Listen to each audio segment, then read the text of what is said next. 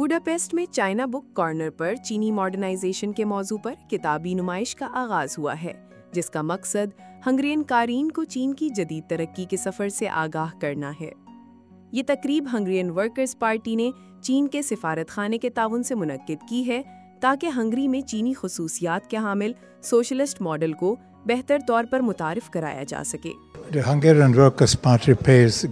Workers party چین کے خصوصیات والے سوشلسٹ نظام کو بہت اہمیت دیتی ہے۔ چین کی جدیدیت اسی سوشلسٹ تعمیر کا حصہ ہے۔ ہمارا خیال ہے کہ ہنگری کے عوام کو چین کے ماڈرنائزیشن کے عمل کے بارے میں براہ راست معلومات حاصل ہونی چاہیے۔ کتب اور میڈیا بہترین ذرائع ہیں جو ہنگری اور چینی عوام کے درمیان ایک مشترکہ زبان پیدا کر سکتے ہیں۔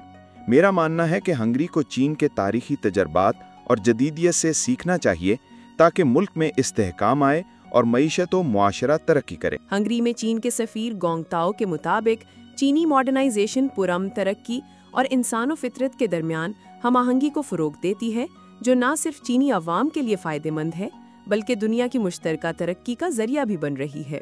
2024 میں قائم ہونے والا چائنا بک کارنر اب چینی، ہنگیرین اور دیگر زبانوں میں تقریباً 400 کتب پر مشتمل ہے۔